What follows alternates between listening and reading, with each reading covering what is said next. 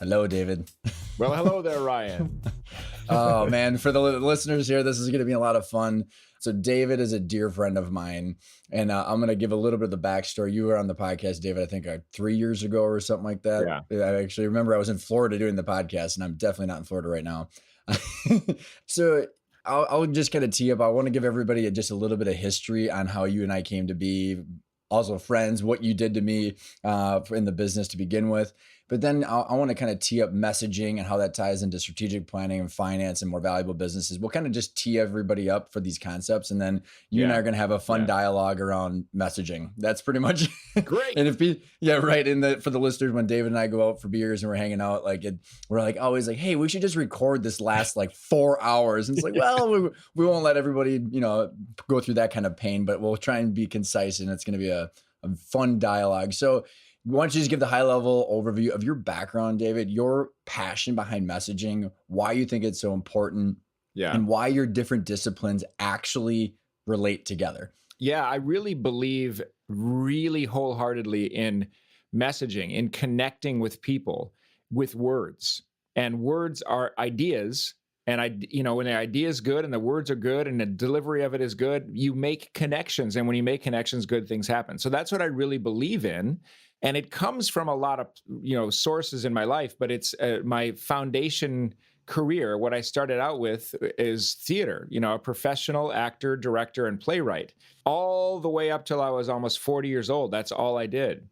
And that is all about connecting with an audience through the use of stories and words and images so that they have an immediate response. It's not like we're going to, watch the play 16 times and eventually have a response. It's you have to get them immediately in that moment and they have a response. That's hard to do, but it's really gratifying when it happens. So I turned 15 or so years ago, expanded it into working with business people. Initially, who actually have money, right? Because you're not eating ramen. Yeah, right. It's broke artist is brilliant, but I mean, when it's really art, then you're going to be broke. If you turn it into some other thing, it's But I started working with business people in insurance first, in just sort of classic sales presentations, and then expanded that to the broader idea of messaging for marketing and making connections. And then along the way, about 12 years ago, started working with lawyers, which is largely the huge part of what I do now is training lawyers. And I'm not a lawyer, but they love that I'm not a lawyer.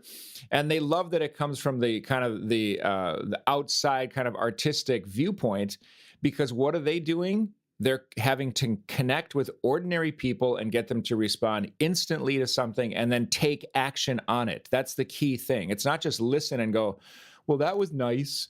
It's listen and go, I want to do something about it, So it's that and sales marketing language and messaging and connecting with an audience in an entertainment or artistic way are all exactly the same thing. And in a way, I mean, there's different stakes to them all, but they're the same action. And so that's what I do. I mean, in a nutshell. And I'm so excited to weave all these different stories in your background together. Cause like you said, especially with today, like you and I talk every week about like the crazy, ridiculous stuff going on in the news and the information, the lack of trust in information, and just no one resonating with their audience because of how much freaking noise is out there. And we're gonna put a pin in this because you and I are gonna rally around this in a little bit. But I wanted to come back to, because I've watched your journey as you've been integrating the practice with law and the communication and the presentations with law, or people and assessing their keynotes and the theater and your acting background. I've watched these all come together over the last 4 or 5 years, and have been so exciting to watch, because you got Donald Miller's story brand, and everybody's been talking about selling with stories. Yeah. And we're going to make this, you and I are going to take that a step further about like, what does that actually mean? And how does that tie to like what someone can do in a business? But when I was sitting in what's the association, the National Speakers Bureau or something like that? NSA. And I was sitting in the back. So for the audience here, this is a fun history lesson, because we have the intentional growth 5 principles. David helped create those with me, because it was back in 2017. I won a bet with a gentleman named Kurt Therio, who has a CEO peer group, where if I won the bet, I would be the keynote presenter, and I won. And I was like, oh shit, what am I going to talk about? I've got this awesome Yeah, story. And so right. I watched David critiquing David Horsager, who wrote The Trust Edge. He's been on the podcast a couple of times. I'm like, David Horsager makes like 25 grand or more or whatever for a presentation. And you're critiquing. I'm like, I don't know. David Mann must know his shit because he's critiquing this guy. I'm like, David, I have no idea what the hell I'm going to talk about. So I literally sat down and engaged with you. And for like 4 different sessions that were like, what, an hour and a half, I just went, Yeah, just, yeah, right, right. well, and That tell, which tell people what you were doing when I was doing that. Like, why did that work? And why was that? Like, how does that tie into your acting, what's going on with well, the that's I mean, legal space? that's all I ever do is listen to people just kind of gush out the unfiltered version of what they're trying to say.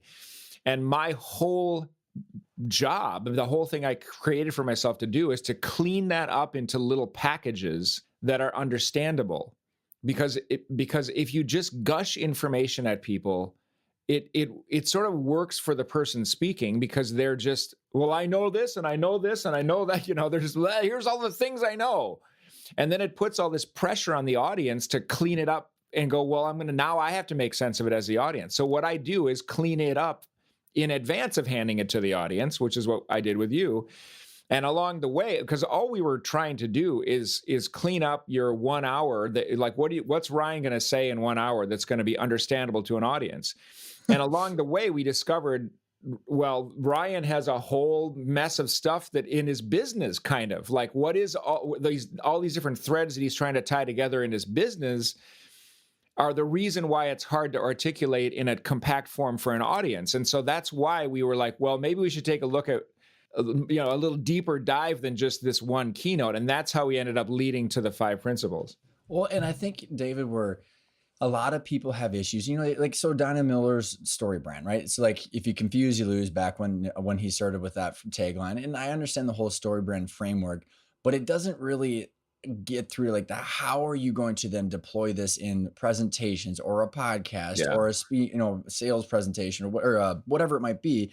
And what you there was a conversation you and I were having at one of our happy hours, and it was like you and I both grew up kind of feeling like, I don't know, everybody's way smarter than us. I must be missing something. And so maybe kind of tell that story, because I think that approach, like when you were doing that to me, you have such high level of tactical empathy. When I say that, you can get into the minds of various audience, whether it's the jury for the legal clients of yours or whoever it might be, is getting into their minds of like, what the hell is this person trying to tell me? Well, and so explain that approach. That's what we were sitting there talking about, which was such a great kind of awakening, is like, you felt dumb too? Yeah, I felt dumb. I thought I was the only one. It's like this big secret. I always thought it was kind of dumb. And what do they do? They told me all this stuff about what this company does. I don't know what they do. And I spent years and years like that, like listening to people talk and going, oh, I'm not following this. And I don't know what they're talking about because I'm dumb. I'm the problem. And then went like, or maybe it's that they're not being clear because they don't have their act together, And I mean, I'm talking about listening to just about anything, anywhere. Kind of front and center would be like watching plays. This is where this all started for me, is watching other people's plays who would walk around in the lobby being like, oh my God, I am so important. And everybody's, oh, he's so important. And I'd go to that guy's play and go, I don't know what the fuck that was about. So, like, I don't know. What did he say? What was it? What was that about? What was it about? And everybody's like, oh, God. It's like total Emperor's New Clothes, like, oh God, it was brilliant, blah, blah, blah. And I'd be like, I don't think so. I guess I'm too stupid. And then when I started to direct plays, rather than just act in them, but to direct them, you can actually control how clear or not clear this is. My production of Macbeth is one of the more complicated, messy, the second half of it is really a messy thing. Shakespeare kind of overwrote that part of the play. So every production of Macbeth I've seen, I've been like, oh my God, I'm so bored. I'm so bored. I want to walk. I'd rather be having beers than watching this stupid play that's supposedly great, So when I directed it, I made sure to clean up that second half by editing it and really streamlining the staging. And people were coming away going, oh my God, I understood that play for the first time. This is a play that's been around for 400 and some years. Isn't that crazy? So that's where a lot of that started for me. I was like, you can, from the point of view of the person putting out the material, you can control how clear or not clear it is, and therefore the reaction you're going to get back from those people. You're going to get a positive reaction back if they go, "Oh, I feel smart. I kept up." You know. Mhm. Well, and I think about, I want to tie in the play and the acting, directing part of your past, as well as the what you're doing with the Right. lawyers, Yeah. because I want to weave this together for the listeners in right now. We're going to tie this into business and marketing and messaging, and then growing a business, and then understanding how to actually go about doing that. But I think so. When I think about the stakes, like when you told me this story back in the day, David, where you're like, you go on and you do a lot of one, I don't know what the word would be, one person stand up, where it's you going up Yeah. there, and you go up there and it's a play, or however you want to, whatever the word is for it, but you immediately need to be like awesome for the audience. Like you have one Yeah. second where they're going, this person's either Yeah. an idiot or not. And then Yeah. you need to like hook them and then keep them entertained the whole time. Yeah. Otherwise, they're going to boo you off the stage. And going back to then the attorneys, there's a reason that TED Talks are 18 minutes, right? And the attorneys have what, 20 minutes to then present to the jury, Yeah. who's just plain lay people, right? And then Right. it's usually complicated topics. So again, stakes are high, where the people need to understand it and be entertained immediately, and then they need to take action off of it on their own accord, Yeah. which makes a ton of sense. And so I don't even know if there's a thought or question, but I thought when I heard you say those two things, I'm like, well, this is just a freaking business, man. Like, of course, David can help me with this. I just need to relate to the people that are trying to understand how to work with us. Yeah. I mean, that's the connection. I'll just make the connection right now.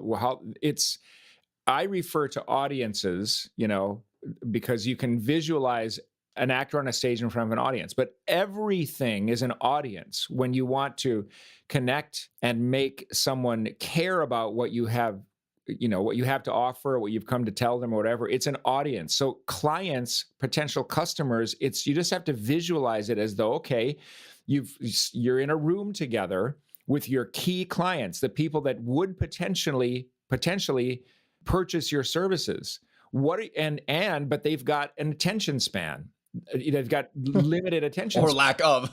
So they're in Yeah. a room together, but all the doors are open. So at any point, they can just walk out if you are not interesting. Okay. So if you visualize your business being in that kind of an environment where those customers are kind of like passing by and going, "What's this?" And then they go, "Nah," and then they literally walk away. If you can visualize that, well, then what are you going to do? Are you going to sit there and go, "Here's the back history of our whole company, and here are the 18 services in great detail that we offer"? Are you going to do that? No, because they're going to walk right through those doors. Mm-hmm. But if you can get their attention, bam, in just a second, so that they go, "Oh, I'm interested." And then Chris Voss, the FBI negotiator, says you have 7 seconds, which is, I think, pretty accurate, to get them to pay attention, so that they give you another like 10 seconds, so that they give you another 30 seconds. It expands, but that is the way a performer thinks. And it's the way I always teach all my attorneys that I work with. I'm like, yes, they are required by law to sit there and look at you. And they can't just walk away, because they generally don't walk away literally, but everybody walks away mentally when they're not interested. And they're going to be doing that after 7 seconds unless you've grabbed their attention, Well, and in both of those examples, I think that the business owners listening can go, yeah, the stakes are that high for us as business owners. We're like in a play. I mean, you got people staring at you, and you know what that's going to be like if they don't like you. And then when you're sitting in front of a jury, yeah, they were randomly picked, but like you're not you're now sitting there in front of a bunch of strangers, and you have to get them to like you and care about you, because you show that you care about them immediately. Otherwise, they're going to be complete. You're not going to be able to control what they're going to be, their actions afterwards. So when I think about, I want to kind of tee up what I see as a huge problem in the marketing messaging space, and tied to kind of the fundamentals of business. And then what I want to do is, then after I do that, David, let's talk about how story brand and some of these other philosophies fit in. And then we can talk about actually some of the like ways that people can actually implement this instead of confusing everybody. So like Yeah. what I've seen, and just totally off the top of my head, when I look at businesses, David, at with the intentional growth framework, where we help people understand that, like, hey, the financials, more sustainable, predictable, transferable cash flow creates more valuable business. Period. End of story. Okay, how do we generate more clients in the right products and services that we want in order to generate more sustainable, predictable, and transferable cash flow? Well, what happens is I see people, they always try and fix their growth problem immediate with sales and marketing. And Hmm. it's like, and I can only imagine the marketers that constantly having issues are like, okay, well, who are you selling what to and why? And people haven't built a strategic plan and tied that to their numbers. And so like Yeah. hypothetically, the way that people should do it is, hey, here's our strategic plan. So we're going to have these products and services in these marketplaces for these reasons, because these are the things that help our ideal clients. Once you've identified that in a strategic plan, you then roll that into a financial budget and you say, okay, here are the different line items and the margins associated with these different products and services. And these are the margins that we're going to make to get the cash flow that we want. Then we can go, okay, how are we going to message to these people with right Right. products and services with the right time and attention and the right vehicles? But now we still get to this messaging issue. And if you didn't do everything I just said, you're just pissing away money on Facebook ads or trade shows, just Yeah. hoping that people are just going to randomly gravitate towards your generic message. And it's Yeah. just completely Yeah. like a lost, it's just a, Yeah, well, I think the appeal of it, why people do that, is they feel like they are keeping busy and they're doing something to build their business. They're spending a lot of money and they're spending a lot of time and they're doing a lot of things. And so they go, see, I'm working hard, I'm building my business. And it's like, yeah, no, I mean, thousands of ads that we see on social media every day that we ignore because they're not relevant to us or they're not capturing our attention or something like that. And it's I see it all the time, that just colossal waste of resources on it's usually not, Donald Miller says confusing messages. Okay, yes, confusing messages are a problem when somebody's trying to sort of dump information or like, here's everything that we do and just pushed at you. Yes, that's a problem. But I think more of a problem is generic messaging. If you haven't done the work that you are talking about right now, that's the critical work to do in advance, to come up with what is the core idea of our company that is unique. Not so unique that it's freaky, but mhm. just like it's personal and it's relatable and it's what we actually have grounded out. It's what we're really doing. If you don't do that, you end up with everybody's got the same message. We will build your revenue and cut your expenses. Solutions, We innovation, are this and that. But solutions. I Yeah. want to, I want to push back a little bit on that, because I think, okay, so what would you say? Like, yeah, you don't want generic, but how many times have you seen the person that's trying to be too cute with their messaging? So how is that different? Well, I don't see that enough for that to be something that's like a huge problem. I mean, yeah, Oh, there are really? people who try to they get people can be a little bit too cute with it or too just kind of off Ambiguous, the man. mark. Well, because you can. I think, well, maybe a different way of saying it is, the more unique you get to not be generic, the more confusing you are. Like, it's like, honestly, I just want a wealth Well, manager. I just want a wealth manager to be like, I manage people's money and I do some financial planning and manage some 401ks, instead of I like whatever bullshit that they're spewing, or a yeah, CPA be like, I do audits, tax returns, I do reviews, compilations, and quality of earnings. right, That's what I right. do, versus like I'm this trusted advisor that, and all this like crazy ambiguous words or phrases that just confuse everybody. So I don't know, where's the Yeah. balance. Well, that's a great question because, but I would say that the thing is that people don't tend to get when they do the thing you're calling the cute thing or whatever, they tend to just stay really generic and vanilla with Got that, it. and so it's confusing and vanilla and stupid. So I'll use my own thing as an example. I've been zeroing in on my own messaging for a long time, just calling my company Simple Message, which is like 4 or 5 years now that I've been doing that the company is the thing that I am offering. So you come to me and you get a simple message. That's why I did it that way. So that clears up a lot of it right there. And that's a specific thing. It's not just messaging, it's simple messaging. And then I wanted to go one step further And my current website that's going to be launched like this week, the first thing you see after simple message is own your stage. And then the line, turn your ideas into words that inspire action.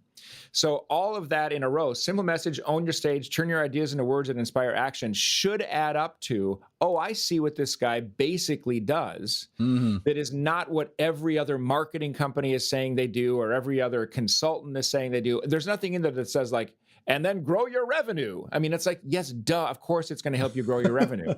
And that's on there somewhere else on the page. But I mean, that's what I mean, is that using that stuff. So I could also use your example of your company and where it started and where it ended, because I think what Arcona has done, what we did together basically a few years ago, is a perfect example of something that is personal and not generic, but it's not so out into the weeds in the wilderness that it looks weird. So what we ended up with was intentional growth. So Arcona, intentional growth. Well, everyone isn't saying that about their, that's a unique phrase, but it's not a weird phrase, Well, and I want to, yes, and I want to unpack that, because you and I were talking about telling the audience kind of the history behind the evolution of the words. But before we do that, David, I want to go back into like the examples of like where this falls flat and where people would be experiencing, like, so when they're kind of thinking about this, like they're probably thinking about, how's my messaging right now? And it's like you said, own your stage. What is the stage? Is it social media ads? Is it sales presentations? Is it a trade show? Is it keynotes? Is it a podcast intros and commercials? Like, you're talking to people in all these different mediums that all, the amount of podcasts, I mean, like 1 million podcasts got created in the last 12 months or 24 months. So like the noise that people have, going out, the point of my comment here is the attention span of 7 seconds, having it come from a place of what does it mean to me? And so few people do that. Like the two books that, obviously Story Brand that we keep talking about, but Bob Mesta's book, Demand Side Selling, taking progress, where like, it's such a good example of like, what the hell does this company or message mean to me to make progress towards what I'm trying to do? Can you kind of tie that together into the short attention span and how you're using that as like the first time when you're stepping up on that stage, and then the rest of the journey starts? Yeah, well, I think what you're saying is you have to. Was I not clear or simple? Well, I can translate. You're kind of good at that. You got to lead with them. So leading with what you have relates to them. The first thing that they should sense is that you are telling them how it's what matters to them and not what matters to you. But it has to matter to you too. The thing is that a lot of most companies, the vast majority of companies, lead with themselves. So the first thing that you see on any of their marketing is, we do this and we do this and we do this and we do this. Or you just sum up my LinkedIn feed? Yeah, I mean, really, we do this, we do that. And then it might be like, and here's why we do this and we do this and we do this and we do this, and what we care about and what our values are. All of that is important, and it should be in your stuff somewhere. Of course, you have to have your why, and of course, yes, and people should know that. But the key thing that I'm always working with people on is, but not first. The first thing that they should encounter when they come to your service, whether it's your website or any other way that they're encountering you for the first time, should be something instantly that's about them. And it should say it in words and ideas that says, this is about you. That's why I chose the phrase, own your stage. Yep. And nobody's coming to my website going, I want to be an actor. So it's not about an actual literal stage, but it's about what I have underneath it: personal, organizational, and legal. Those are the three areas of stage. Great. A business stage. Okay. And then what format is that stage? Is it online? Is it an actual stage, or is it a podcast? And like, can be any of those, because stage is such a wide open word. Stage also means stage of development. So it's a wide open word, but the key thing is to say your. And I can't remember your phrase on Arcona's site, but it's something similar to that. Like, this is what you will, you are here. And if you focus on growing a more valuable business, in parentheses, with the end in mind, you have the ability to turn your vision into reality. Yeah. And so how many times is the word you in that? Like 4 or 5 Yeah. times, and It's that's not perfect. Arcona's awesome. No, it's Yeah, I mean, like, it's great. Yeah.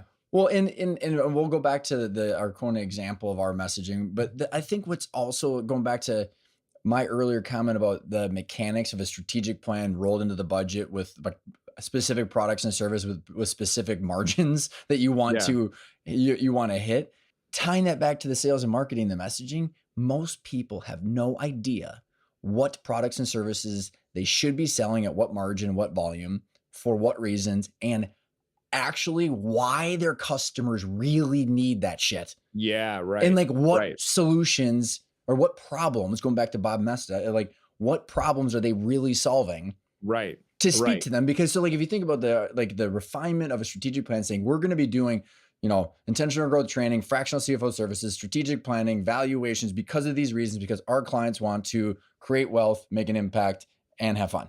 Okay, well that makes sense. And there's a journey there, but most people have never done that work. So then they're sitting there going, we do shit. It's like, okay, we're an advisor, we're a trusted advisor, we'll help you grow. It's like, well, like Yeah. you said, and so there's not a foundation to then do the story work, and they don't know why their clients actually need their services. It's almost Yeah. this implied that people have to come work with us. So they don't know enough about what it means to them. Is that, I don't know if that, Well, it's the whole the core of all of this is, again, I use the word audience. Think about your audience.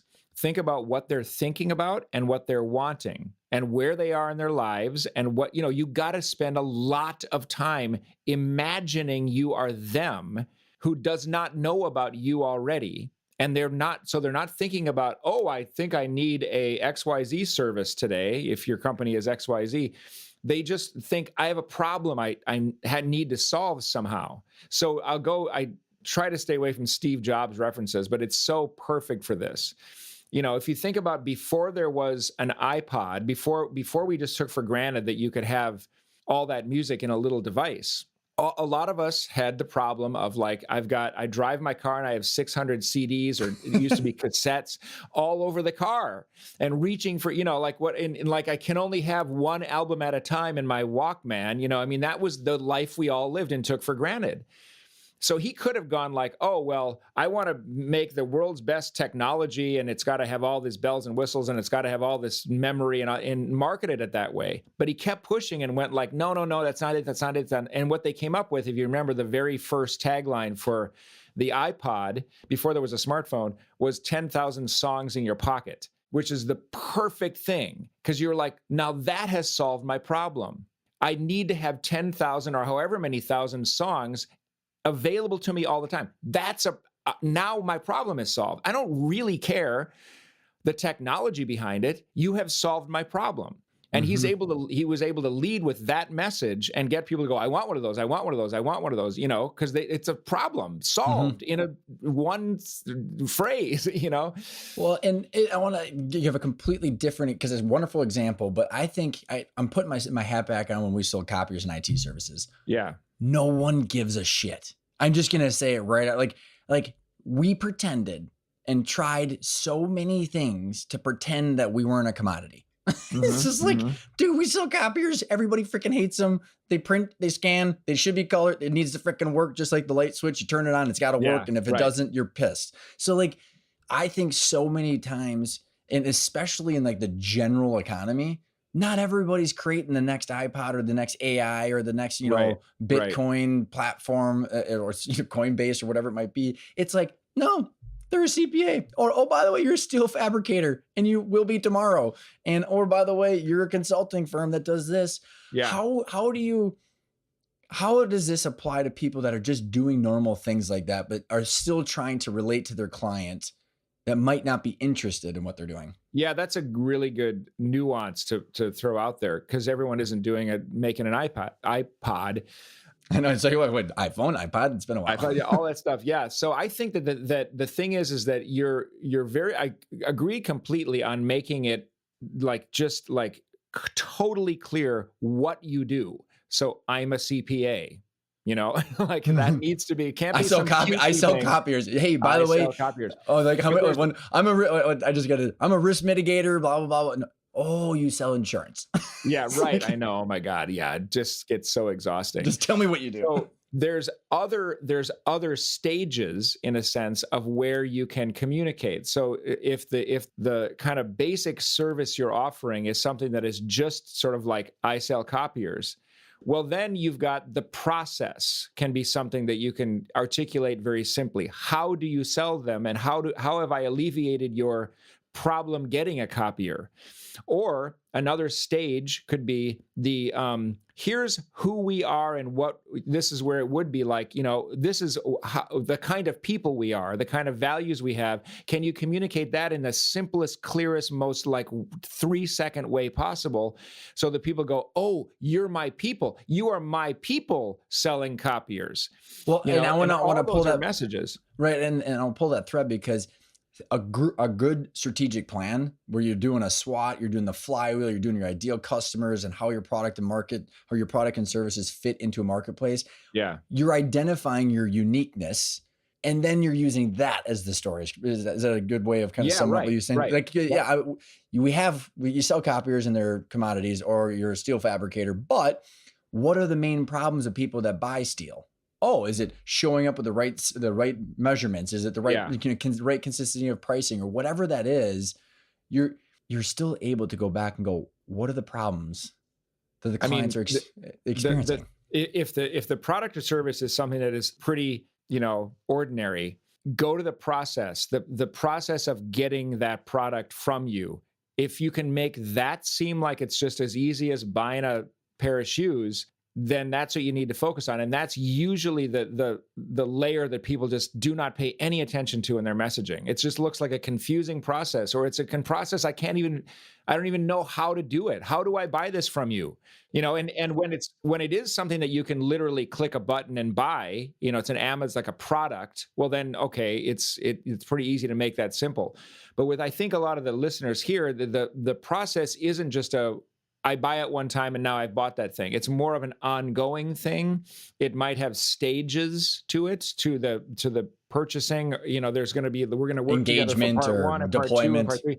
All of that has to be instantly understandable and matter to them. That, like, oh yeah, I'm going to get something that I need on all stages of this process, and be able to see it like in one graphic or something like that. I mean, you've done a great job on that on your site. It's like, oh, I see. This is a pretty, could potentially be a big engagement, but it looks really simple. Well, And that's what it's so interesting because my wife just got a new marketing job as a marketing manager, and for the last 12 months that she was looking, David, the amount of companies she applied for, she's like, what the F does this company actually do? And she's got upwards of like over 15 minutes that she spends on some of these websites going, I still don't know what they do. And it's yeah, so funny, right. even to explain how bad this problem is. I was in the market for fractional marketing services like over like a half a year ago or something like that. And the amount of fractional CMO companies that I went to their website, and I have no idea how they work, how to engage with them, how they Right. charge. Is it outcome based, value based, Yeah. retainer based, hourly based? And it's just absurd like this. I don't want to. This will kind of shift us to this next conversation. Is like how frustrating it is as a buyer of services. Like I'm just putting your and I's conversation where how frustrated you and I get just trying to engage with people because they make it Yeah. so freaking hard Yeah. to actually Right. understand what they're doing and how do I work with you. Yeah. I know. That's it. It's once you do it, it's like makes everybody's life easier. But I mean, I've been sort of like working on this website of my own for the latest and greatest that, what I'm doing now. Every page of it, I am not just the front page, but all pages, I'm looking at as, okay, can someone go to this page and in 7 seconds they know what this page is about and how to engage for this particular part of what I do? All of it on a phone, in this much space. Just it's got to be that, and that takes work and attention. The thing is it's a lot of sort of like attention that you need to spend one time at the front end of doing this stuff, and then you can just relax because you know that everybody is going to it and they're getting the message very quickly, boom, boom, boom, and you can really cut down on the expenses of 2 million Facebook ads and all that stuff that you talked about before. Well, let's talk about like I'm trying to think of how to articulate this. Is like it's so hard. Let's just use my example in the last 7 years of some pain that we went through to develop this. Is like it's so damn hard when you've got a lot of experience and you know you can provide a lot of value, and it is complicated what you do. That when you said that the stress goes down, when I finally got to the point with our messaging that I knew people understood, then that's when the stress dissipated. But it was Yeah. the choice of words that took so long to get there, and watching how flat the messaging used to fall was just Mhm. so exhausting. Yet it felt like I was always trying to relate to the business owners or the people that were our potential clients, but there was seemed like this huge valley between what they needed and how I was describing what we were doing was helping them. So what is the Yeah. process that's like, so when people are listening in here, how do you get to the point where you understand what their actual problems are and how you fit into it, and then how to keep it simple but also within 7 seconds? I mean, the whole thing is just a difficult It pro takes a lot more than 7 seconds to do it, you know? No, no, no, So no, the it's 7 seconds to no, get I know, someone I know. to But that's their I'm attention. just, highlighting the Yeah, I fact that see. it does take some front end work and attention. It's to come up with a simple message that is really, that really resonates and does the job. You know, it takes a lot of time at the front end, but then when you have it, you have it. So I'll tell a little bit of the story of intentional Yeah, growth, we can unpack that too. because that was like at the very, very beginning, your service was associated with like financial planning or something. And you said, no, I don't, that's nothing to do with, I don't want to be, because that's way too limiting. And then it became, okay, well, it's about exit planning, and then exit planning, various versions of exit planning. And like, this is like months or even years are passing where you're like, wow, It what is was it? growth and exit. It was growth and exit. I mean, it Yeah, was because both at you once. exit planning for a while, then you went, well, yeah, but we gotta consider the growth part. So it's growth and exit. Okay, great. And then they had that for a while. And then you decided to name it Arcona, which is its own little story, and that's great. And then it was, I remember this so clearly because you were like, yeah, but we need one idea, one concept, like traction. You know, that Gino Wickman's traction, and the tire on the cover of the book. You know, it's like it has like this image that you can instantly identify with that also says what the company does in one little image. And we were sitting there on the phone and we were like, oh. And I said, just talk. What is it that you're trying to get? What are the people saying about working with you? And what is it that you're trying to like highlight? And you were just talking.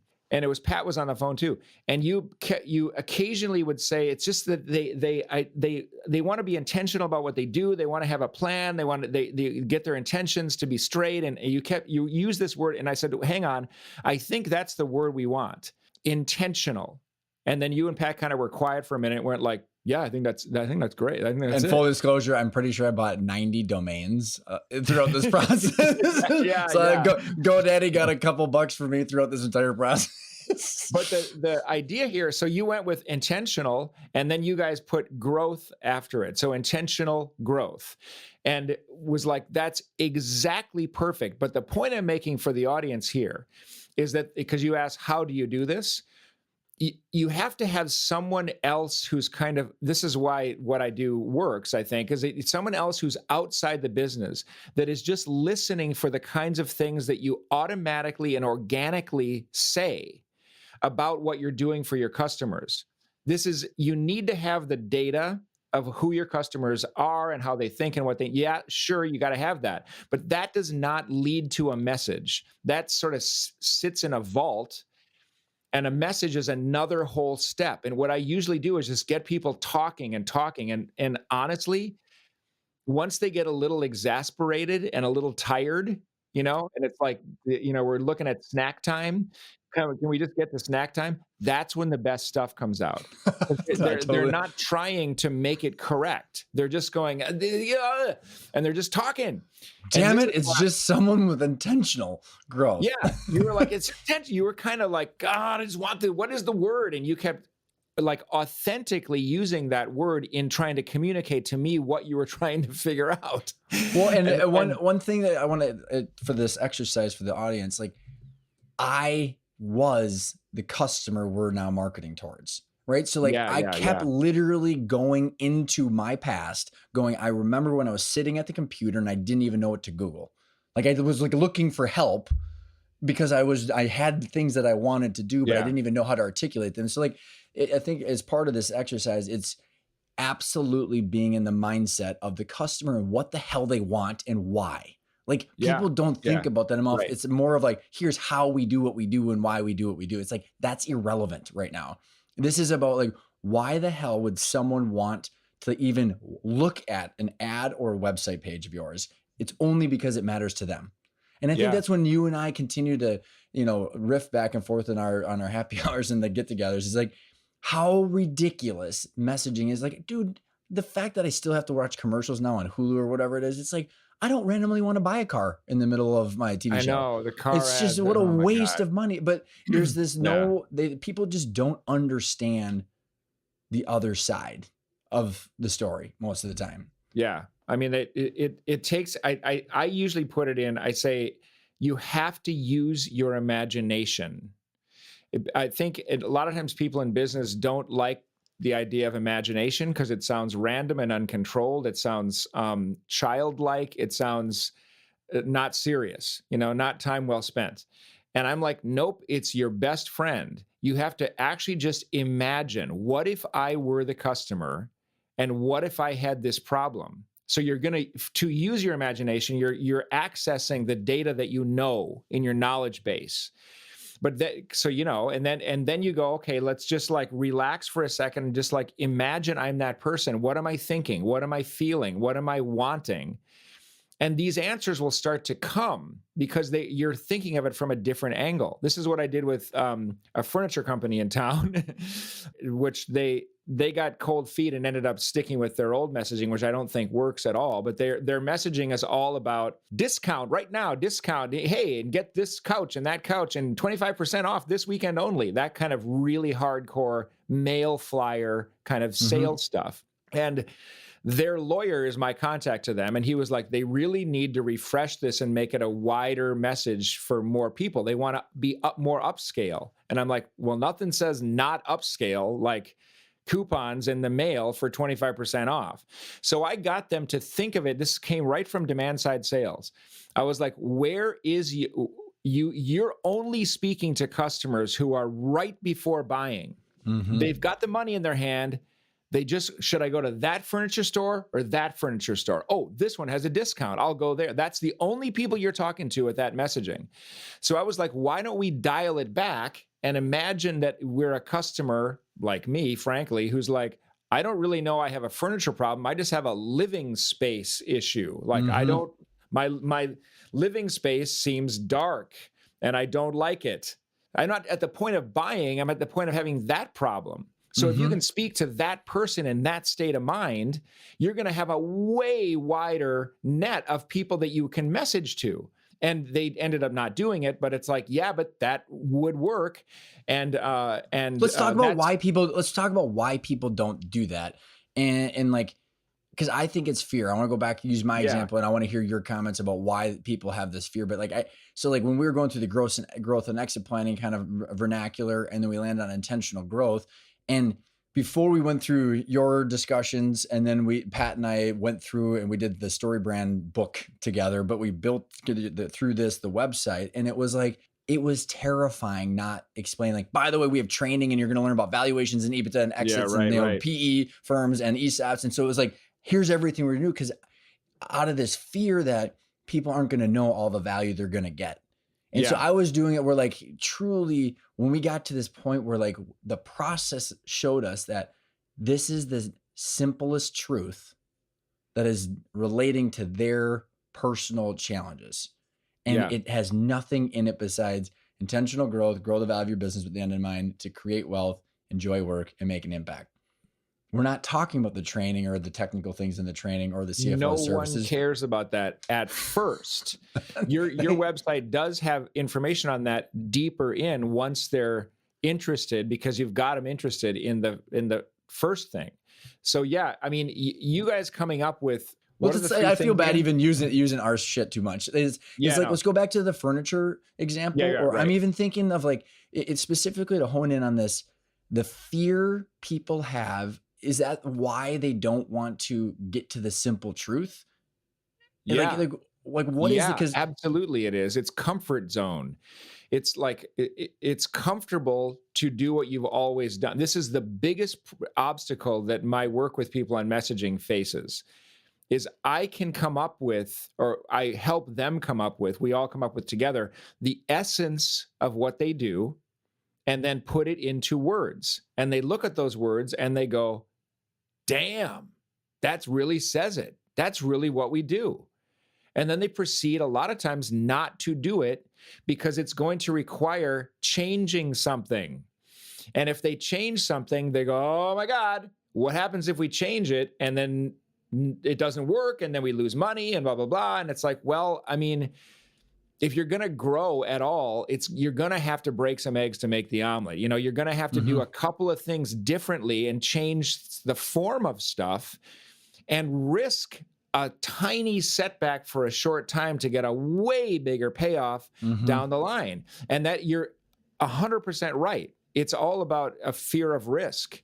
And the bigger the company, the bigger the risk, you know? Right. And I think that what mitigates that fear of that risk is knowing your customers more intimately and what the freaking problems are that you're solving. Because then, like when we went through all that exercise, I'm like, truly, it's the people are so sick and tired of waking up every year in the same spot, spending all the time and money and headaches and all that stuff and going, I haven't made any progress towards something. And what is that? Oh, it's more wealth, more happiness, and a bigger impact.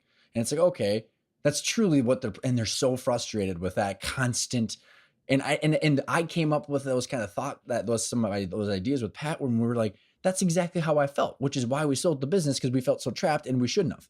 And so but I was tapping into my own background, David, versus like, I think customer or companies and owners listening in, the more they know their clients and understand their problems, the less fear they might have. And I don't know how you've seen other people get to that point. Yeah, no, that's exactly it. The thing that I'll again point out what you're saying is you're using because I wasn't clear again.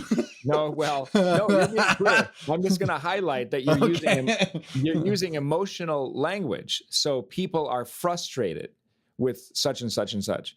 They're sick and tired of such and such and such. And that this is the problem that your company is addressing, or a good company is going to tap right in to that emotional layer with their customers and what is bothering them and causing them some kind of anxiety or frustration or pain or something. And then the message needs to somehow speak to that very quickly. And that's the most visceral response people are going to have, is that. But it requires a fair amount of empathetic understanding of other humans. I mean, you could just get into this a little bit deeper and go, that's a thing that it would be good for all of us to practice on a daily basis all the time, not just thinking about our business, but the more you can practice, like just, well, what is that other person maybe feeling right now in traffic? Or what is that other person feeling at the store that I'm just around, or close people in my personal life? What are they maybe feeling? And just spend a second and go, okay, I think I can kind of figure out what they're probably feeling. And the more you do that, the more automatic it comes on a personal level. And then it becomes automatic to do it on a more macro level with your own customers. But you can't get that kind of thing by just running, surveys and spreadsheets and stuff only. You have to also use your own humanity. Well, and I want to kind of switch to kind of the macro picture, which you and I love riffing off of, is that like, I'm going to, in no particular order, and I don't even know if there's going to be a question here, but I want to tee something up to you, is like, I think it's more of like an observation, is I think what's happened over the last, call it 5 to 7 years, of the proliferation of podcasting, YouTube, and other forms of content that circumvent big media and politics. So 10 years ago, it would be like, politicians stand up and tell us what to do, which we all know how we all feel about that already. Yeah. And then big media goes, we're going to control the narrative. And you have the Sunday paper, and you have the local news, and you have the big 4 channels, and listen to this shit. And they didn't have to be creative. So now what they're all Right. big media's panicking, getting clickbait bullshit, spreading misinformation because they don't actually know their audience at all. Like politicians know shit about the American public and what they Right. want. Right. And Yeah. so here we are in this whole different world where like you and I have been talking about podcasters now. I mean, Russell Brand has like 5.5 million subscribers. I mean, Joe Rogan or Yeah, I know, right. Sam Harris or Jordan Peterson, Yeah. whatever anybody thinks about these people, I don't care and is not the point. We can't acknowledge or we can't ignore the fact that CNN's top news, whatever, gets 900,000 people. And now like random people that are podcasting are getting 4 million Yeah. because Right. what are they doing? They're talking to us on Yeah. a human to human basis and not being patronizing or condescending. And I think maybe the comment or thought in here is that I think that the business community has been using the old way that we've been kind of trained on how to abide and going, hey, like it's now time for us to lean into the humanity, because the difference between big business and big media is they truly don't know what the hell's going on in normal America. But the companies and the business owners that we're talking to right now do. Yeah. Like they Right. actually Right. have the secret sauce that is potentially there for their success down the road. I Yeah. don't know. Like I said, I don't know if there's a question Well, there or yeah, more. I can always find something to respond to and all that. That's why I like it. That's why we're friends. It's like, hey, here's Ryan's random shit, and like David's gonna make something Yeah. of it. I think it's so what you're describing here is there's a lot going on in that. So if we go back to the idea of big media, CNN, whatever, ABC, whatever, versus all these podcasters, we have a preconceived notion that CNN or any of the big companies is filtering everything that they're doing. Like they're curating and orchestrating what we're hearing. Now we don't know that for sure, but we pretty much suspect that's probably what's going on. The whole thing's very slick. It's very organized. And then you listen to a podcaster who's just like, hey, I'm just talking. I'm real. Yeah, man. I'm just talking in my microphone. It's picking it up, So we get an instant sense of it being authentic. Okay. Now, the thing is that to really have a feeling that you trust someone, it takes time. This is one of the things I talk about with the lawyers when they're doing opening statements, is that you need that jury to trust you immediately, but trust takes a long time to build. Real trust takes a long time to build. So if we're trying to trust some kind of news outlet, be it a big one or, a podcast, it's going to take some time for an experience with that thing to go, okay, enough repetition of something that I trust is happening, and now I'm going to I'm going to allow my trust. I'm going to give my trust. So the game of messaging becomes, how do you get people to have that sense of trust in that 7 seconds or that 30 seconds? It can't possibly be real trust yet, but it has to feel like trust, and it has to open the door that they will allow you then to do more, so that they will eventually truly trust you. But a lot of messaging shuts the door, bam, right at the outset. And you have no sense of trust in the beginning, so it can't be built. And that's a huge problem, I think. Well, and let's talk about like why words and the choice of words matter. And like how do Yeah. you take what you just said? Because I think it's one of the most important things we've talked about so far, is that's really what we're trying to do, is build trust and empathy Yeah. right away.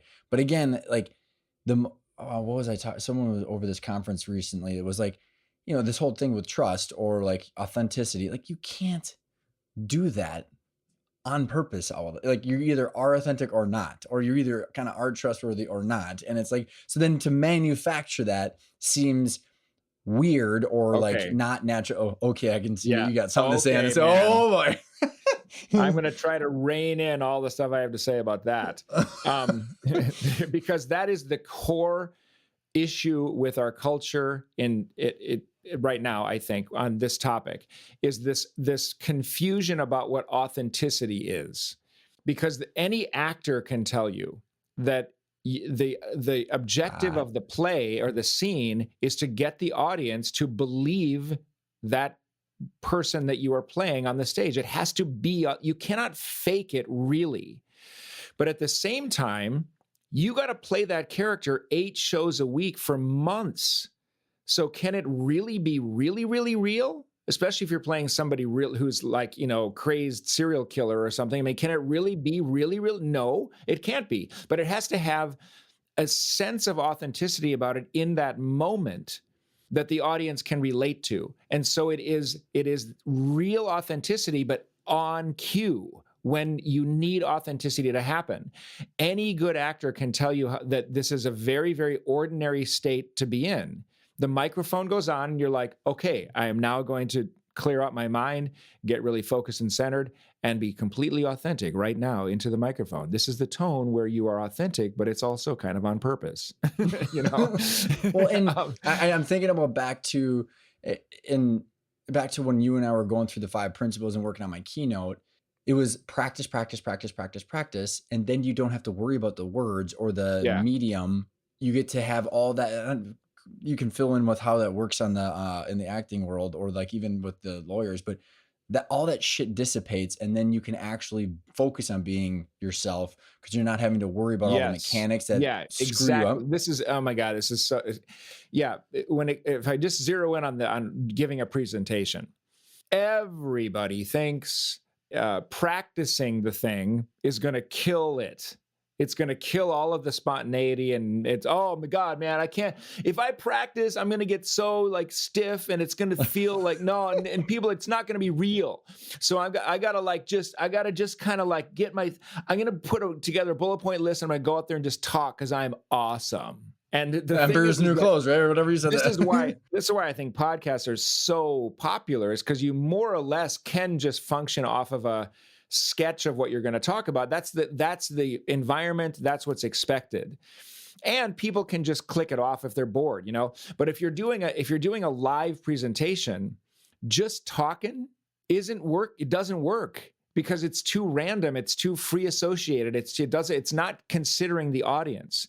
But at the same time, reading something off a sheet of paper or memorizing it word for word when you're not an actor, that doesn't work either because it's too stiff. So the sweet spot is right in the middle where you have, exactly like you said, you've spent the time organizing the whole thing meticulously and carefully and practice it over and over and over and over and over and over and over and over and over until it becomes effortless. And now you Hmm. can just live in it. I mean, I always say this, no one wants to see actors doing a play on the second day of rehearsal. It's like awful. No one would pay money for this. Professional actors, it's awful. I've seen it a million times. They practice it hundreds and hundreds of times before an audience sees it. And then they can just relax back and like totally invest in that moment. It takes that much work to be effortless, you know?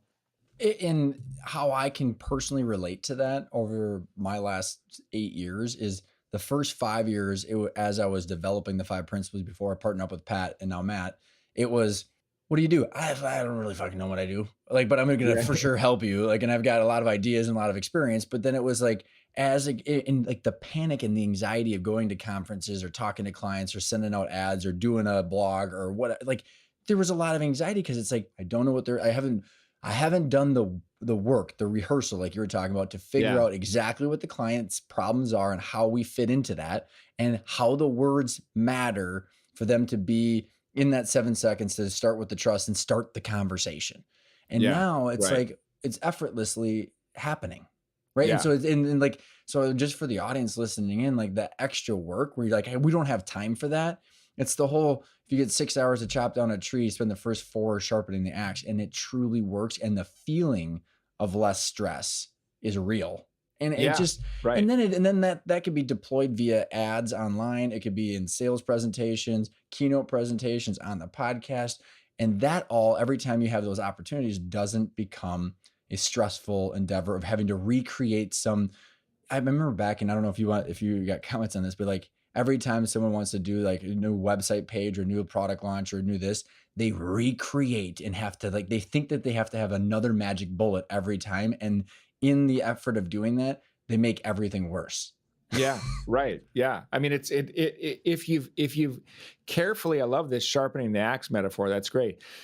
If you've carefully sharpened the axe and you really know what your business is about, and you have carefully got it down to like a good idea that can be articulated 3 or 4 different ways in words, but it's like this core idea, then every time you introduce a new aspect of that business, it should be wired right back to that core idea. And it really isn't that much work you just go, okay, well, we've got a new service and it's easy to link back to that core idea because we did the work to not just create the idea, but like you said, create a business that has that is coherent and makes sense. I think there's a lot of people, I've definitely been falling into this myself, that when they are forming their business, they're trying to be everything to everybody all the time. They're trying to do way too many things. And so that in it, from your angle, that in and of itself is a problem. Like maybe, weed out some of the stuff that you shouldn't even be doing at all.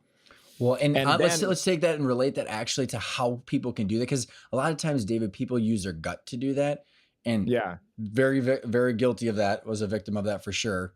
Victim of myself. is yeah, if you look at your financials and you say product line or by service line, what the hell do we make the most amount of money on? Where are our highest contribution margins? And then it becomes obvious, like, we shouldn't do this shit because we don't make any money off of that. Now you yeah, don't have to message to it.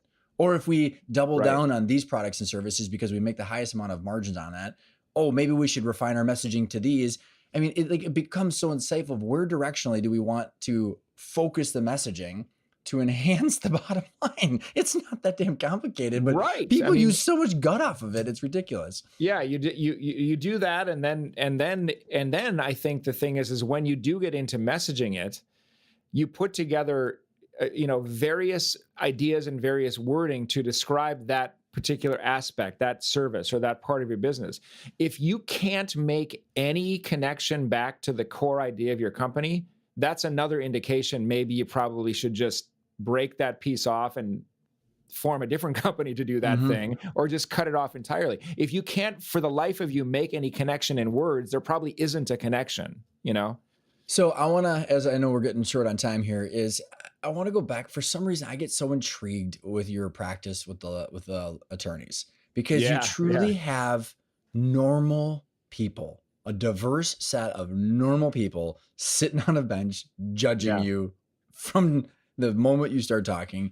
And you've told me so many stories of when you'd be working on these 20-minute presentations and you give it to the attorney, and everybody's been probably laughing about this. So it's one page and then you get it back and it's like 17 pages.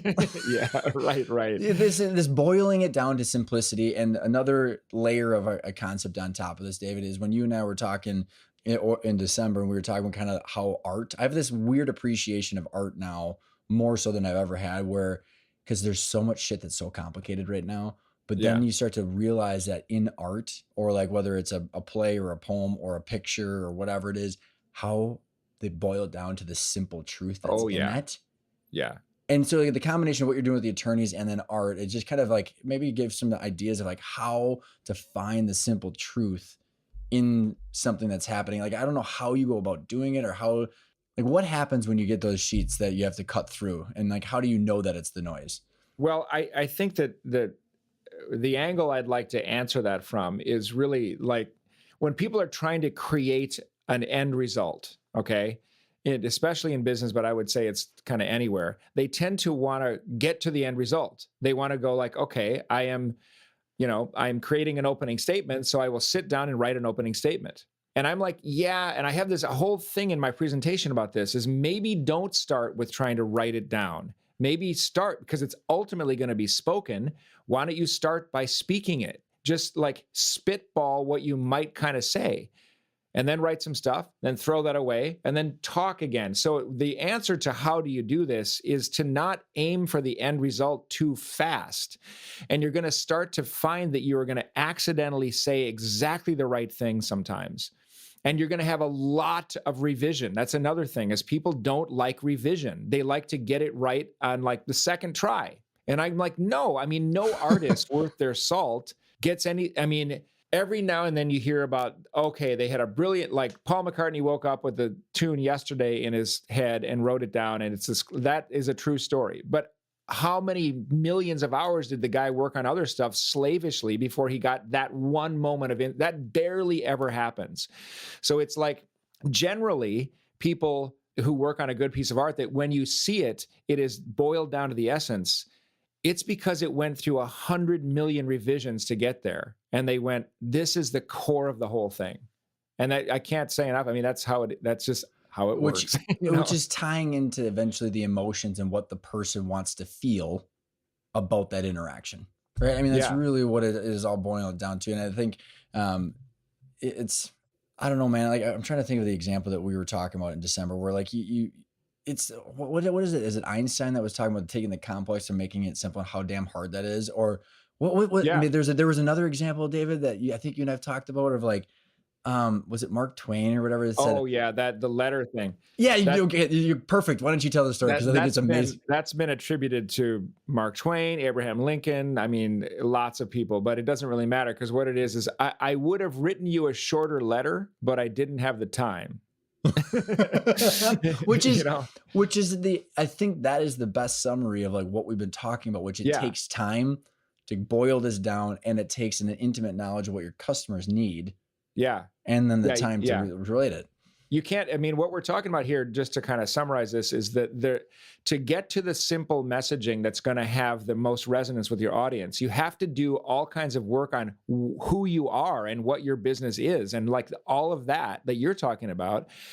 And then understand that the message is not just going to like pop, like automatically appear after you've done that work. That's another set of work that has to be done to take your company and then put it into that nice, elegant, simple. And again, I will say it's not all one tagline.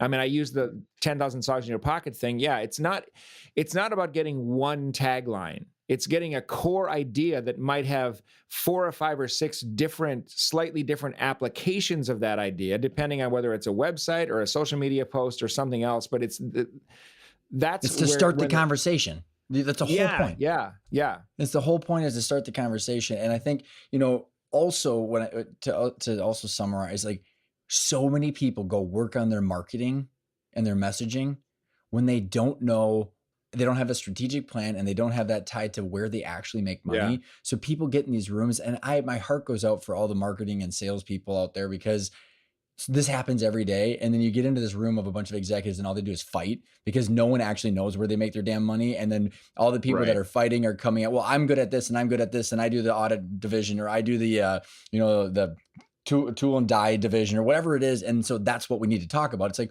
well, Yeah. you have 2% of the revenue, so pound sand. It's like, Yeah. it doesn't matter. Like we don't need to focus on that. So I think, yes, you said we have to spend the time, but the first part is figuring out where you should spend the time. Well, yeah. I mean, yeah. I mean, I don't know. Also, people a lot of times have heard this word story and storytelling, and we should be telling a story, and we need a story brand, and they've heard this vaguely kind of tossed around, and they have no idea what they're going to do, what that means even. So where you're saying you can go around a table and like everybody who works in the company is fighting because they don't really know what the company does. I would say, okay, everybody go around the story. How are we going to reflect this in story? What's the story? And somebody's going to say, well, the history of our company is blah, blah, blah. I'm like, bored. I'm bored already. I'm also going to say the story is, and they're going to give me a bullet point list of everything that they offer. I'm like, I'm totally bored, really bored with that. And nobody means the same thing when they say story. And the only story that matters for marketing is the customer's story. Who are they? What are they striving for? What's their problem? And how are you going to, on an emotional level, and how are you the person who is best suited to solve that problem for them? That's the classic story brand thing, but it's not story brand. It's just hero's journey. I mean, this is Joseph Campbell's hero's journey, just boiled down to the core, And then what I had issues with, well, I mean, I didn't have issues with the story brand framework because it's a great framework, but then you have this like great story, but like how is it different on a podcast ad versus or podcast commercial or a keynote presentation or a sales handout? Like, what words need to be used on each of those? That's where it kind of gets to your point of getting that story, the key idea, and then putting it in the right format on the right medium that you're using. So we could keep going forever, and we'll spare the audience anymore. Sometimes. Yes, and we have. It's in the middle of the day, so no beers here. But for the audience that wants to know more about your process or how to find you, what is the? I don't know if you want to give an overview of the practice, or maybe just go to your new website. What is the best way to reach you? Yeah, by the time this airs, the website will be up. It's just www.asimplemessage.com. asimplemessage.com. I had to put the there. And if you don't know what David does when you go there, you have full Yeah, total you can just permission to like reach out to both of us and be right, like, dude, you failed. right. Well, I mean, it's, I gotta say, I am, the reason I do this is because it's been a struggle for me I mean, switching from being like a full-time artist to doing this stuff. Well, there were some messaging problems. I didn't understand audiences. I mean, yeah, there was a whole, so It's a I have process. to remind myself to do this too. But go to the website.